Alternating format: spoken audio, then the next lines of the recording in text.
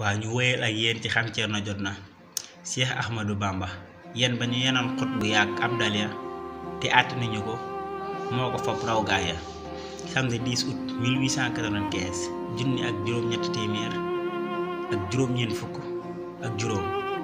Sëriñ Tuubaa rekk a waroon aw fasam dem liggéeyal Seydina Muhammad sallallahu taala alayhi wa sallam mu dund fa coono ak wéetaay yu méttee métti maam Ceerno yoroon njaboot gi ak taalibe yi dund fi coono ak wéet ak tumuranke yu metti ñu bari doon ko daw mu jëloon njabootu Sëriñ Tuubaa gi ñu gënal ko njabootu boppam mu nekk ak ñoom ci xat-xat yu metti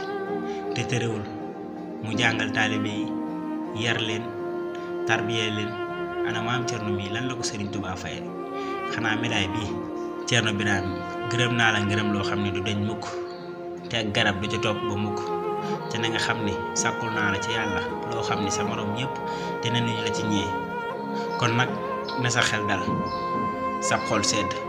te bul sikk mukk li bataaxal bii ca yàlla la bàyyi ko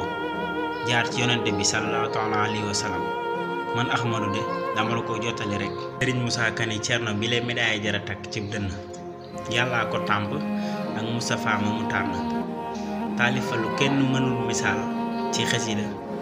ak wéetal yàlla ak tagg yonente bi sallallahu taala alayhi wa sallam maam Ceerno Birahim nga neeli saayir yam bokk ak Bamba ci wàllu maam moo tax mu àttan yan ba den wëy ak yéen continuer yemul fii incha allah xam Ceerno jot na day wëy continuer abonné aimer commentaire partager ngir jëmmi borom màggal gi ba bii di ñëw